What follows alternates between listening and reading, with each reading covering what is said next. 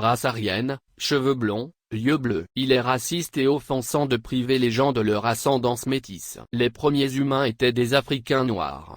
Ils sont apparus il y a un quart de million d'années en Afrique du Nord-Est. Une tribu de ces Africains a quitté l'Afrique il y a 130 000 ans. Ils ont émigré en Scandinavie et s'y sont installés. 85 000 ans d'isolement en Scandinavie, la tribu d'origine africaine noire est devenue la race nordique, une race aux cheveux blonds, aux yeux bleus et à la peau blanche. Tous uniformes en apparence.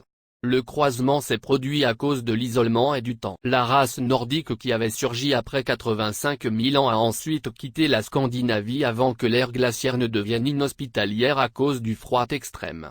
La période interglaciaire était terminée. Le groupe racial nordique n'aurait pu évoluer qu'en Scandinavie.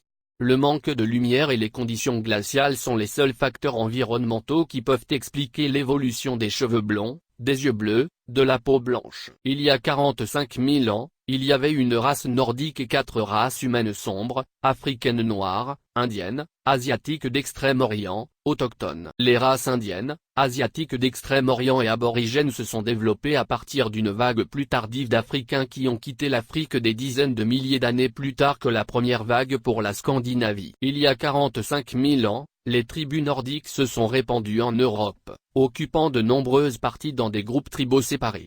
Les tribus se sont séparées et se sont répandues en Asie. Au Moyen-Orient, une tribu nordique a rencontré une tribu indienne qui avait quitté sa région de l'Inde. Ces deux tribus se sont mélangées, et une nouvelle race d'hommes s'est formée, les Arabes. La population arabe a augmenté au Moyen-Orient, des tribus d'entre eux ont migré vers l'ouest, vers le nord de l'Afrique.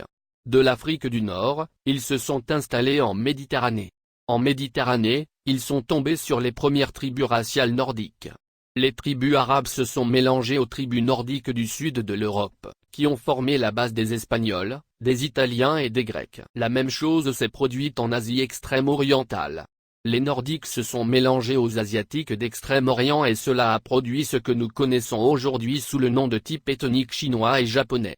Ces nouvelles tribus se sont déplacées vers l'ouest, se mêlant aux tribus nordiques d'Eurasie, qui ont formé la base de ce que nous connaissons aujourd'hui comme le peuple slave. Les Blancs sont principalement composés de la race nordique, mais aussi, à des degrés divers, de l'Inde et de l'extrême-orient asiatique.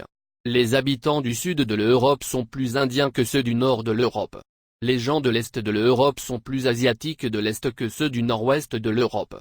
Il y a eu peu de mélange entre les tribus nordiques et les tribus aborigènes d'Afrique noire et d'Australie. Les Blancs et les Asiatiques ont le droit de connaître leurs ancêtres métis.